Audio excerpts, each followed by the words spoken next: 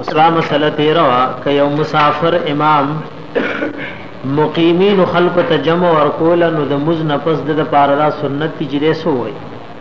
دې دی وای چې مونږه مسافر یو تاسو خپل مسکوره کوي و اذا دخل المسافر درې مکر خیر اخر لګوري پوش په تم صفه کې و اذا دخل المسافر کله چې داخل شي مسافر فی مصر خپل خار ته اتم الصلاه نو پورا دي کې مسبیا خپل مسکوره کوي او کله کده د کلی حدود تلارا د نشوي نه ده نو بیا هم د مثال په تور څه کوي دیوت سفرانه مسکي مثال په تور د بازار یو سړی دی او د په سفر روان شونه چې د بازار د حدود نو وته مثال په تور شینی کلی کې بده د سفر مسکي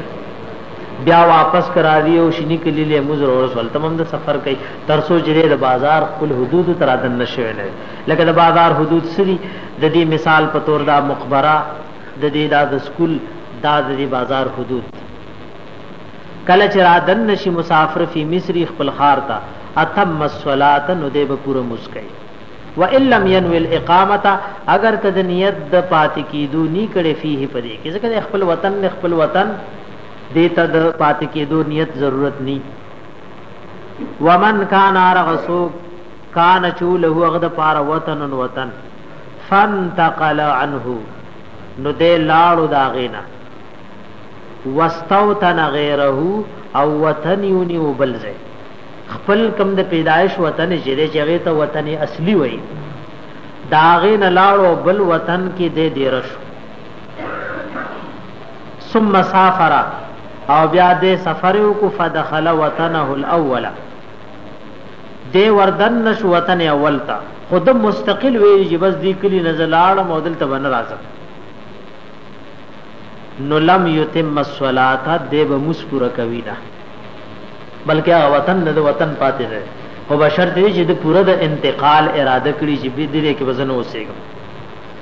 نو لم یتم الصلاه دیو مزن پورا کوي دا شان مسله علماء لیکلم دا چې زنانا او خزه چون کې د خاون تابع وي نو یو زنانه چې کله مثال په تور د خپل کلی نواده شو نو د دې غد پلار وطن پاتې نشو بلکې د خاون وطن دی نو دا که مثال په تور د پلار وطن لذي نو پاغه ځای کې د دې د پینځل سورز اراده کوم مزب پوره کوي ورنه دا بالته سفرانه مسکي دا بالته سکي سفرانه مزب کوي اور سورۃ د حاجیانو مثلا ذکر کوي لکه د حاجیان ته پوښتنه کوي ور حاجیان مبارک امدا مسله لکه سورہ روان را پتا زمانه به سبق ډیر شي حاجی که چره په مکه کې مدینه منوره کې خدای ترزی ال ته خدای مقیم کې دی شي مسافر مدینه کې خدای مسافر دی نو دې چې امام پسې مسکي خدای امام تابع دی او کې امام نه خطا شو نو بیا به سفرانه مسکي زنانه دي یا ناری نه دي او مکه مکرمه کې که چره پینځل سرزي جوړې دي شوي نو خدای مقیم دی دې مقیم دی او که پینځل سرزي نه جوړې دي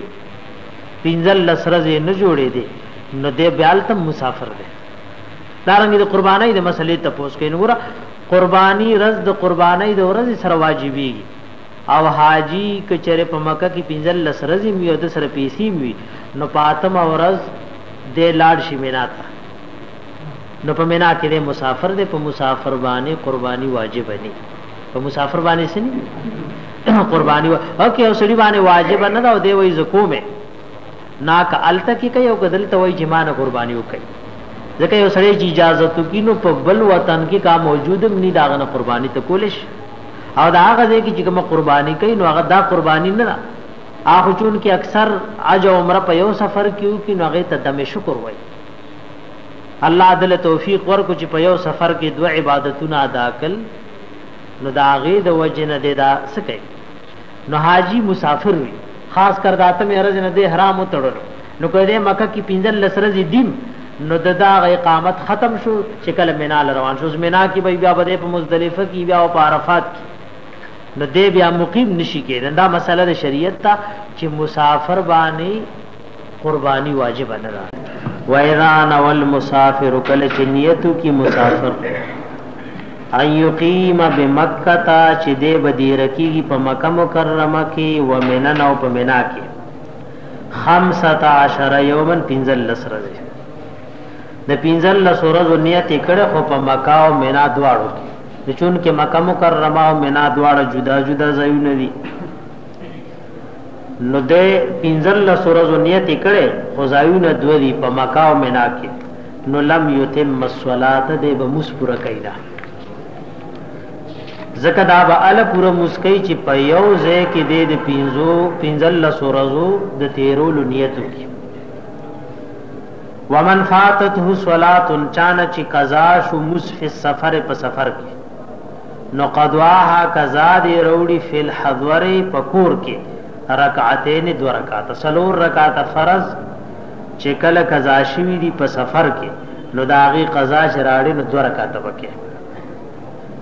ومن فاتته غسو چې قضا شوتي صلاه المسفي حال الاقامت په حال الاقامت کې په وطن کې د مست قضا شو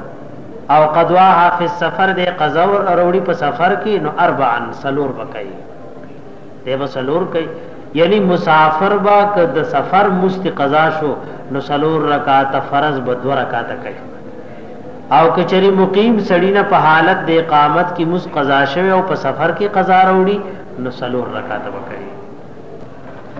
اسوی والمطیع فی السفر والرخصه سواء والعاصی گنہگار والمطیع تابدار فی السفر په سفر کې والرخصت یو په دې رخصت د دې کې چې سلور رکعات به دو رکعات کوي سواون برابر دي دا یو مسله وا چې یو سړی د ګناه سفر کوي نو د پاره بم چې د اتسلوی خمیلا روان دي نو د پاره بم هغه سلور رکعات فرض دوی کنه وي نو دا مسله د ائمه په منځ کې اختلافي او اجتهادي مسله وا امام شافعی رحمت الله علیه دا د سفر مس چې سلور رکعات فرض بدو کوي دا هغه سفر دی چې هغه د نیکی سفر وي اعظم مذهب دا دی چې یو سړی د ګناه سفر ل روان دی نو دغه ګناه په خپل ځای ده خدا الله رب العزت غ رخصت د تم شامل لے دا الله رب العزت غ رخصت د تم شامل لے مثال په تور یو سړی د ګناه سفر ل روان دی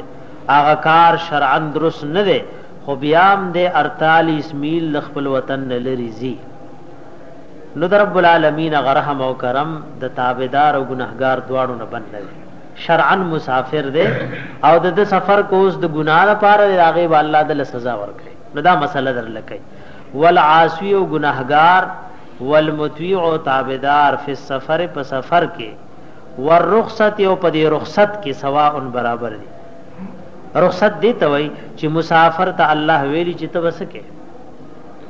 تبا مثال په تور سرور رکعات دو رکعات کې یا رخصت دا چې مسافر باندې کې تکلیف نو د روزي ورته رخصت ته کنه اوس یو سړی کده تابعداري سفر کوي خو دې بروجه کده ګناه سفر ل روان نه نو بیا مسافر دې الله رحمت وما كان عطاء ربك محظورا استاد رب رحم او کرم دنیا کې چانه ممنوع نه نو دا درته دا مسله ذکر